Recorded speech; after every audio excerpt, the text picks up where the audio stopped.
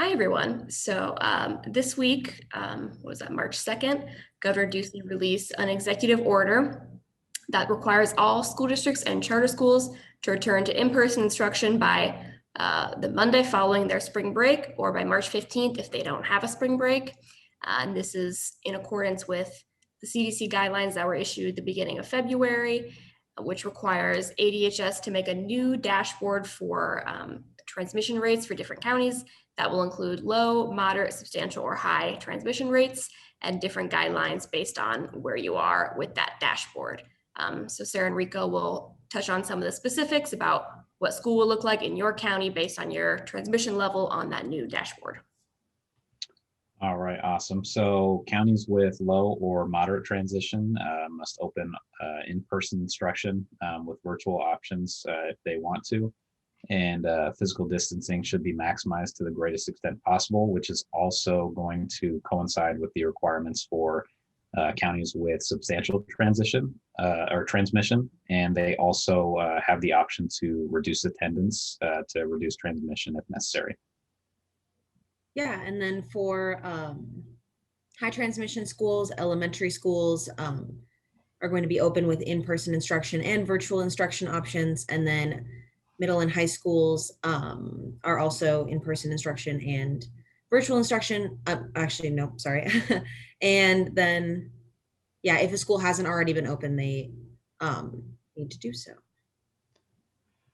Yeah, so I think if you're in the school business, by the time you see this video, you'll probably have heard about this and have a bunch of questions about it.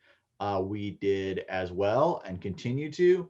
Unfortunately, this was released with no warning to school districts and administrators, and that's resulted in some confusion as to what's required and with regard to specificity. And the answer is we don't really have a lot of answers at the moment. What is true is that, there is a understanding, we believe, that every school may not be open on the 15th Monday exactly, but that districts and charters are expected to make a good faith effort to comply with the order. Exactly what your model looks like, as Sarah and Rico mentioned, depends on what your county metric looks like. And then also another hard question we've got, or a frequent question we've got, has been what to do if you are a district on a tribal nation where you have students under stay-at-home orders. The guidance so far from ADE has been that obviously students will be expected to comply with those tribal government orders, and so that will affect, the number of students you have showing up to school. And if you serve 100%, say Navajo students, and I believe they're still under a tribal stay-at-home order, then you won't have any students in person until that order is lifted. So that's, I think, we think understood at this point. And then ADE is supposed to gain compliance information, so they will be publicizing a simple attestation form for compliance under the EO. Any additional information on metrics is going to be at azhealth.gov/schools COVID-19. That's where I think we've been getting the other metrics from. They've switched them out, so now they are the ones that are in the EO, and there's a table there that shows every county and which metrics are being measured. So take a look at that. It's going to be probably a couple of weeks of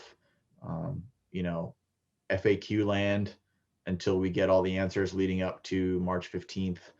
And we asked, as soon as we get information, we will share it out to you. If we haven't shared that out, we don't have the answer probably, but as always, ASBA staff is available to districts for questions, and we'll try to keep on top of that as much as possible. So watch your daily updates, subscribe to the daily update if you haven't already.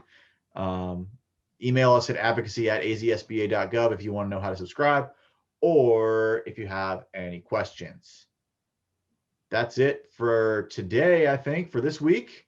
And we will catch you here on Legislative Legit #, next week. See you soon. Bye.